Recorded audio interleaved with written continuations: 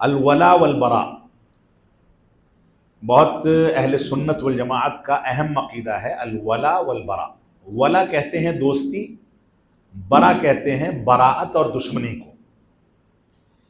ہندوستان کے تناظر میں سلفیوں کے یہاں قرآن و سنت کی روشنی میں ولا اور برا کا جو حقیقی تصور ہے وہ یہ ہے کہ اسلامی بنیادوں پر، منہج سلف کی بنیادوں پر ایک دوسرے سے محبت اور دوستی کا اظہار کیا جائے اور دوستی قائم کی جائے، اور منہج سلف سے ہٹنے یا کفر و شرک یا غلط انداز کے افکار کو اپنانے کی بنیاد پر لوگوں سے براءت اور دوری کا اعلان کیا جائے۔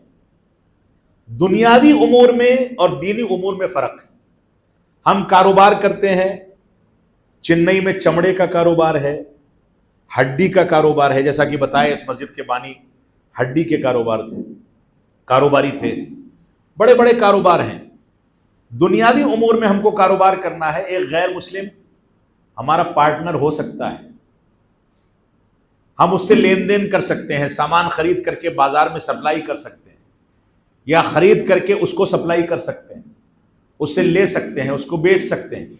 دنیاوی امور میں کافروں سے، اسلام دشمنوں سے اس حد تک تعلقات بنانا کہ ہماری دنیا چلتی رہے، اس میں کوئی حرج کی بات نہیں، اس شرط کے ساتھ کہ ان کا یہ تعلق جو ہم سے بنا ہے کاروبار کے لیے، یہ تعلق ہمارے دین کو متاثر نہ کرنے پائے۔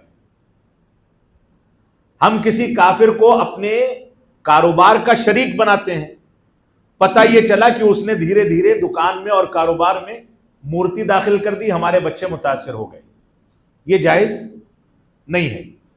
یعنی اپنے دین پر قائم رہنے اور ان کے دین سے براءت کے مفہوم کو سمجھنے کے ساتھ ساتھ ان سے تعلقات بنانا دنیاوی امور کو انجام دینے کے لیے، یہ دنیا میں درست ہے۔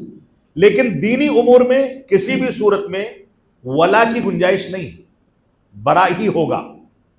یعنی دینی امور میں ان کے مذہبی امور کی چیزوں کو ہم نہیں اختیار کر سکتے، ان کی عبادت گاہوں میں جا کر کے ان کے ساتھ نہیں بیٹھ سکتے، ان کے مذہبی شعار یا مذہب کی علامتوں کی چیزوں میں شرکت نہیں کر سکتے۔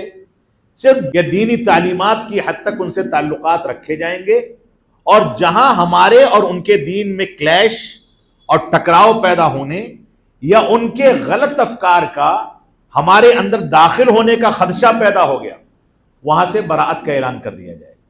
یہ خلاصہ ہے ولا اور برا کا۔ بعض لوگ یہ پروپیگنڈا کرتے ہیں کہ سلفیوں کے ہاں ولا اور برا سے مراد کیا ہے کہ صرف مسلمانوں سے یا صرف سلفیوں سے دوستی رکھی جائے اور غیر سلفیوں کو کافر کہا جائے اور کافروں سے براءت کا اعلان کر کے ان کا بائیکاٹ کر دیا جائے۔ یعنی یہ پروپیگنڈا کیا جاتا ہے کہ سلفی صرف سلفیوں سے تعلق رکھتا ہے، غیر سلفیوں کو کافر سمجھتا ہے، اور غیر مسلم حکومتیں جو یہاں پر قائم ہیں ان کے خلاف بغاوت کو بھی جائز سمجھتا ہے، جبکہ ایسا قطعاً نہیں ہے۔